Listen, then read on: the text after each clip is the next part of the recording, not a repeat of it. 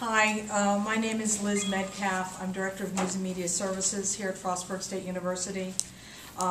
Just based on the volume of people here, we wanted to try and make this as easy as possible on everyone.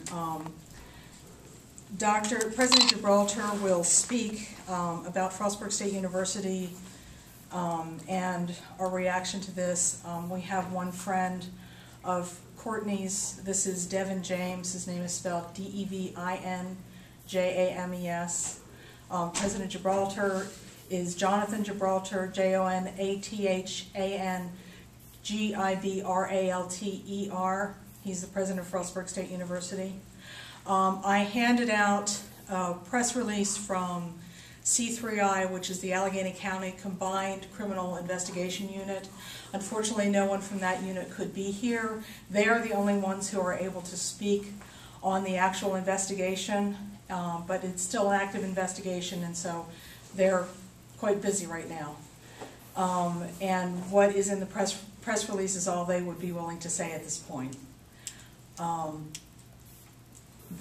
can tell you that that Shanae Liggins, and I'm not sure the pronunciation of her name, is being held without bond, pending a bond hearing, and I don't know when that is going to be.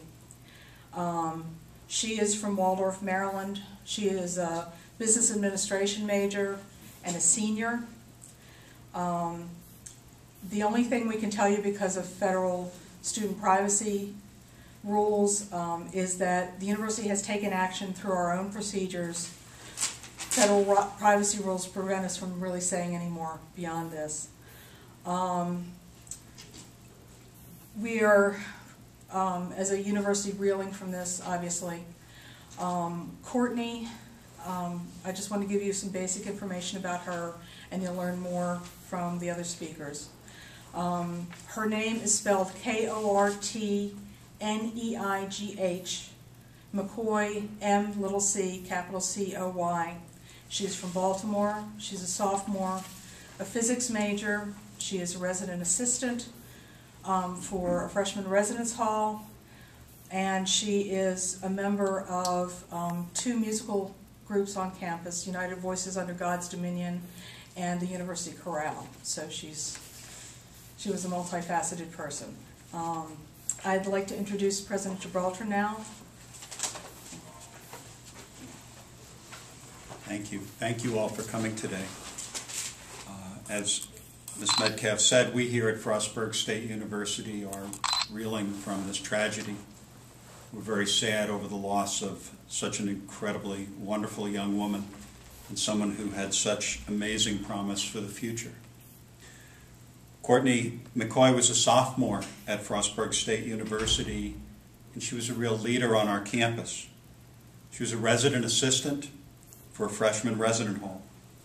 She was also very musically inclined, participating both in United Voices Under God's Dominion Choir and the University Chorale. Her friend Devin will speak a little bit more about her, but I was really impressed to learn of her interest in making learning fun for the students in her residence hall. We're working to help our students to cope with this tragedy. Counselors have been on hand with Courtney's friends and residents since very early this morning. I want to emphasize, though, that we do everything that we can possibly do to give our students the tools they need to deal with the difficulties that might arise in their lives. This incident occurred off of our campus, where we have much less control over our students' actions. This was not a random act, and we still consider this to be a safe community.